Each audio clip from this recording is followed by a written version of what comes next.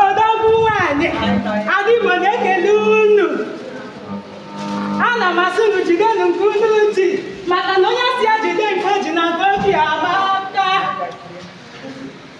Ndị Igbo, anyị si na anyị ga-akwalite asụsụ na omenala Igbo, mana ezumezu ajọọla anyị eji iwe megide. Ha amaghị na Igbo bụ mmadụ, ha amaghị na Igbo bụ mmụọ, ha amaghị na Igbo bụ ala, ha amaghị na Igbo bụ Igbo, ha amaghị na Igbo bụ dachi. Obodo agaghị anyị si eji asụsụ Igbo eme gịnị? Akwa ndị be anyị si na onye anọghị ebe a na-eli ozu na-esi n'ụgbọ abụọ ya. Kedu ka ha ga-esi ama ihe eji asụsụ Igbo eme? Asụsụ, ahụhụ, ndanda na aghọta. Asụsụ, mmụọ na mmadụ na aghọta.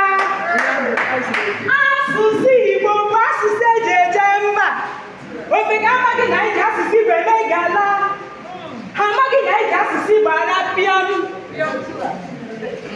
Anyị mara na ọkwa mụnyere anyị n'aka, ọ gaghị anụla ha anyị.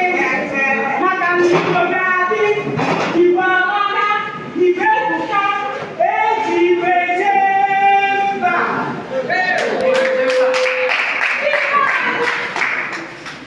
Anyị mara ndị ebube ebe a na-agba ozegbu ka ezigbo si ebube.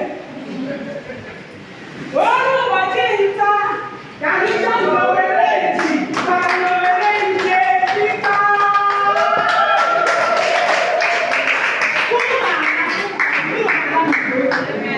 Anyị nọ na chi unu, unu abịala nnọọ unu.